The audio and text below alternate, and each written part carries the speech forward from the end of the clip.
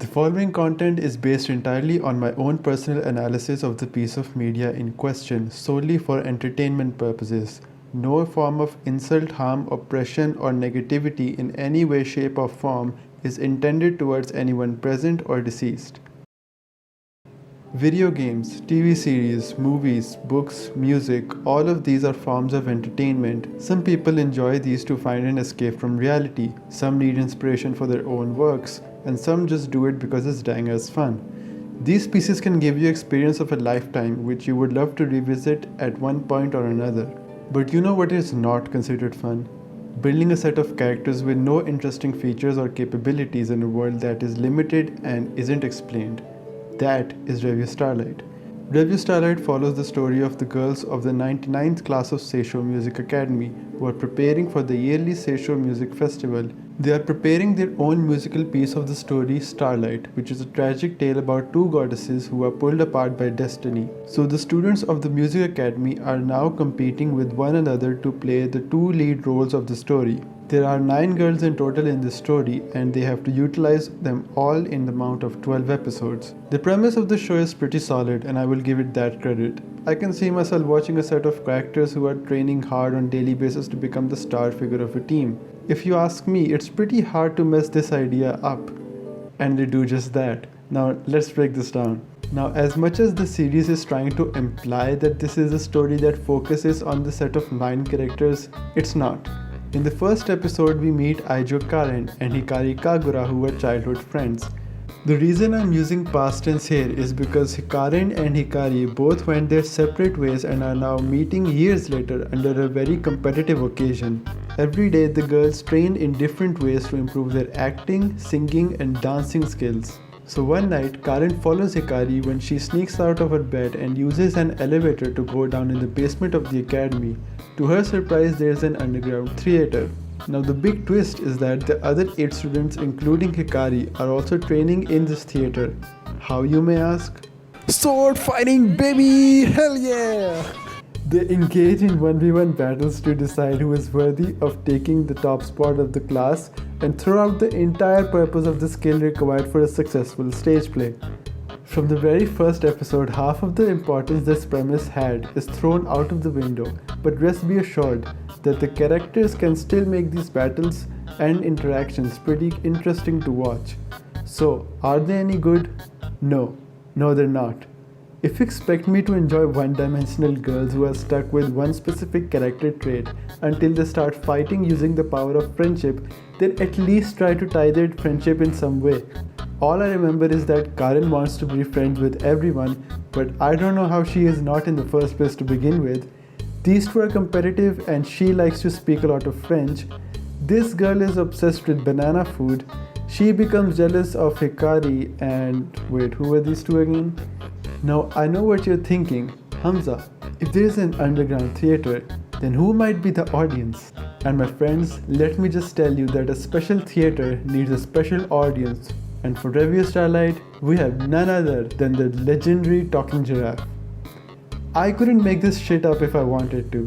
The series is nothing but pure filler bullshit until the story decides to give the two main characters their entire focus all over again, which is also a story which barely makes any progress for the first 9 episodes.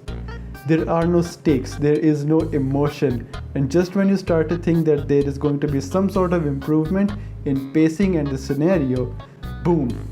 The entire focus is shifted to these mindless, uninteresting characters who have no real purpose other than becoming a drag for the entire narrative.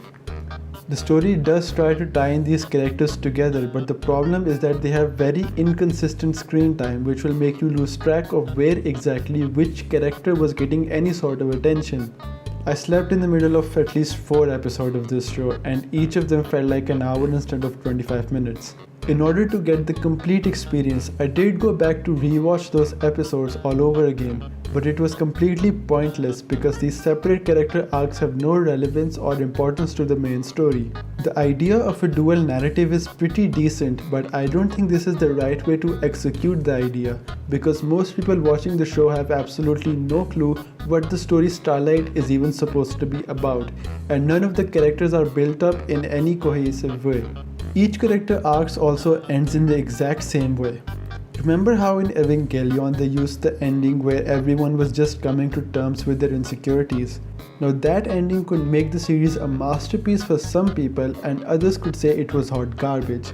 Now the great thing about Revue Starlight is that when they are following the supporting cast, then the series tries to become Evangelion and tries to tell the entire plot through the perspective of a couple of characters in the matter of a single episode. And they do this 4 times.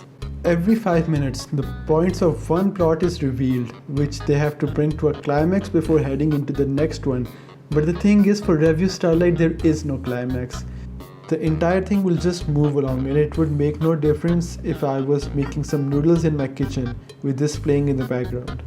If I was to dissect this series, then my analysis would prove that there are a total of 6 stories in this single plot with no correlation to one another. If you want to make any sort of link, then only 2 stories would go together and the rest of the 4 would still amount to nothing. I wouldn't recommend this series to anyone, but by if any miracle you have watched this, then leave a comment and maybe we'll have a discussion. If you enjoyed the video, then like, subscribe. I might make another one pretty soon where I will talk about something that I like again. I'll see you guys next time. Oh, this is nice. This is the end. Okay. Where exactly am I? Here's the song. Oh, good. There's some things that are still unresolved here, guys. How do I get home? What do I eat? Was Ray my mom or a clone or hell? Was this all in my mind? What's an Ava? Is that sort of a Freudian thing or, am I real? Oh, hell. Does the bus run through here? I mean, I'd like to go home now, but, oh, God. Where's home? Okay. I mustn't run away. Okay, I got that. Good. Okay. Now, if I were to run away, let's analyze that. Where the fuck would I go? I'm on a big blue ball. Is this how you end the series? I mean, is this where we go from here? Okay, the movie better sure as hell make up for this. I'm telling you right now, because I'm stuck in nowhere land. You ran out of ink too, didn't you, you bastards?